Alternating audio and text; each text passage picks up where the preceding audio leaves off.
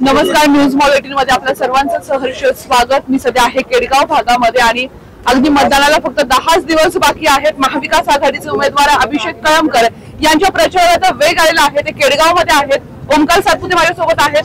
शिवसेना आता सोबत येऊन काम करते। केडगाव मध्ये तुम्ही देखील त्यांच्या सोबत फिरतात, कसा रिस्पॉन्स मिळतोय? खूप छान रिस्पॉन्स आहे आणि सर्व जे नागरिक आहेत, केडगावच्या ज्या माता भगिनी आहेत, सर्व वडीलधारी आहेत, सगळेजण आशीर्वाद देत आहेत। सगळ्यांना बदल हवा आहे।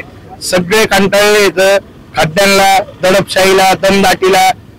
मुलींना 9 नंतर 10 नंतर बाहेर निघता येणार, अक्षरशः अवस्था अशी। आम्ही नगरमध्ये पण फिरतोय, सगळे सांगतायत की मतदान रूपी आम्ही आशीर्वाद आणि परिवर्तन यावेळेस घडवणार। कळमकरची ग्राउंडला फिरत आहात, लोक काय म्हणतायत? लोक बोलतायत का उघडपणे? उघडपणे बोलायला जरी कमी होत असले लोकांचा अंतकरणापासून एक आशीर्वाद आम्हाला मिळतोय। लोक मला कानात सांगत आहेत, तुम्ही आमचा आशीर्वाद, प्रांजळ आशीर्वाद तुमच्या पाठीशी आहे, तुम्ही निवडून येत आहात, अशा प्रकारचा शुभ आशीर्वाद असताना मी निश्चित प्रकारे आम्हाला दिवस जरी कमी भेटत असले, आम्ही या नगर शहरामध्ये प्रचारामध्ये आघाडी घेतलेली आहे। त्यांची फक्त इव्हेंटबाजी जरी असली, त्यांचा जोर आणि आवाज दिसत असला, परंतु जनमत हे आमच्याच पाठीशी आहे।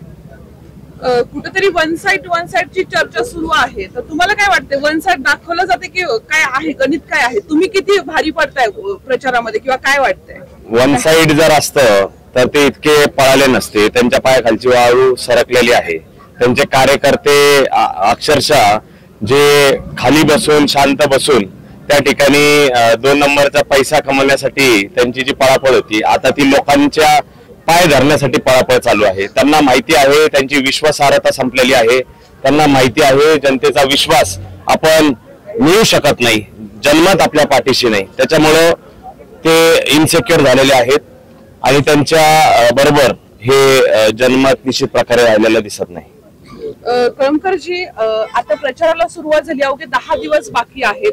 काय चित्र पाहायला मिळेल? तुम्ही तर उमेदवार आहात, मात्र एक वेगळा इतिहास किंवा ज्या पद्धतीने आता तुमच्या सोबत जी काही महाविकास आघाडी आहे, तर ती नेते मंडळी कशी काम करतायत किंवा तुमच्या सगळ्यांचं एक वज्रमूठ कशी तयार झाली? कोण कसं काम करतंय? सगळेजण आमचे जे शहर महाविकास आघाडीचे आहेत, त्याच प्रकारे आमचे दिलीप दादा सातपुते असतील, ओमकार सातपुतेंचं मित्रमंडळ, आता केडगाव भागातून बघितलं तर आमचे नगरसेवक संग्रामजी खोतकर असतील, आमचे हर्षवर्धनजी खोतकर, सगळेच जण या ठिकाणी अतिशय तन्मन सगळ्या धनानी अशीचे जोमानी प्रचाराला लागलेले आहेत। हे सगळेजण जे आहेत, हे सगळ्यांनी या प्रवृत्ती, ज्या नगर शहराच्या प्रवृत्तीचा कंटाळ आलेला आहे, वैतागलेले आहेत, याच्या विरुद्ध आम्ही नेहमी लढा उभारलेला आहे।